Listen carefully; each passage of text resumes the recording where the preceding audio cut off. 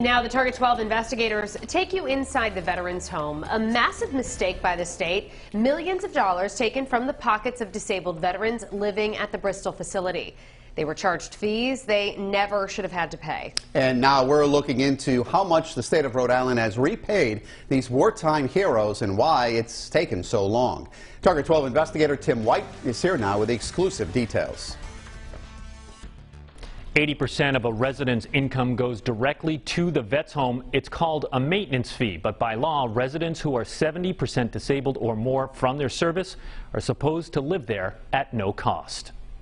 Harold Fortson was a Navy pilot in World War II, a bombardier on a torpedo plane. Saw a lot of action. A lot of action. His son Jim Fortson says in 2008 his dad entered the veterans home in Bristol, deemed 80% disabled from his service, yet Harold Fortson's income was automatically garnished of fees while living at the home. His maintenance fees in 2015 amounted to about $3,400 a month. Harold Fortson died in 2015. Just last month, his son says the family got this letter from the veterans home saying their late father was overcharged. The administrator said they weren't supposed to be charging any maintenance fees, and I'm like, wow, you're kidding me, really? The state now says 56 current and former residents were improperly charged more than $5 million. A Veterans Home spokesperson says as of January, they have reimbursed $2.3 million of that money to about half of those identified.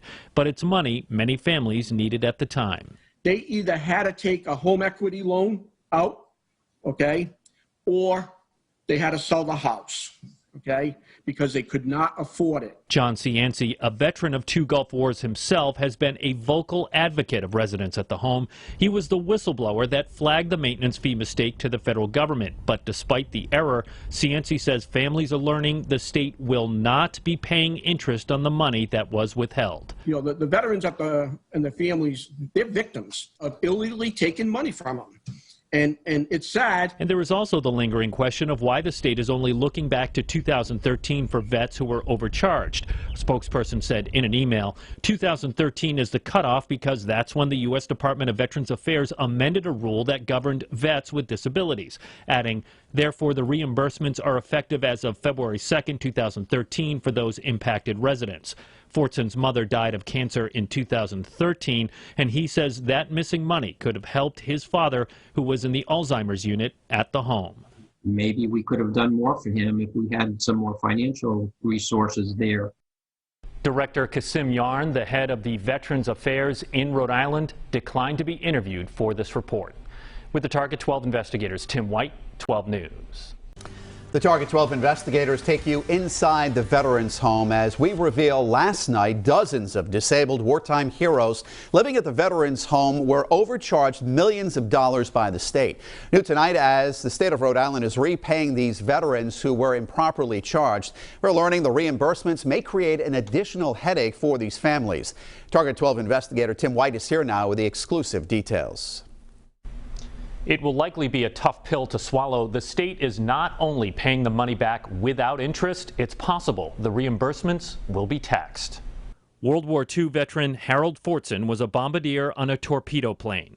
He's probably a real good example of the greatest generation. His son Jim Fortson says his father, who was 80% disabled from his service, lived at the veterans home in Bristol from 2008 until his death in 2015. Like other residents, the home garnished most of Fortson's income to live there. His maintenance fees in 2015 amounted to about $3,400 a month. But now Fortson and dozens of other families and residents of the home are learning they never should have paid a dime. The state says 56 current and former residents were improperly charged more than $5 million. A Veterans Home spokesperson says as of January, they have reimbursed $2.3 million of that money to about half of those identified. And they knew what they were doing. They didn't think they were going to get caught. Gulf War veteran John Cianci blew the whistle on the improper billing and says the state should be looking back further than 2013 to reimburse families, and says those reimbursements themselves may be more salt in the wound. 3 widows that have contacted me, they are being told federal income tax is being withheld to them.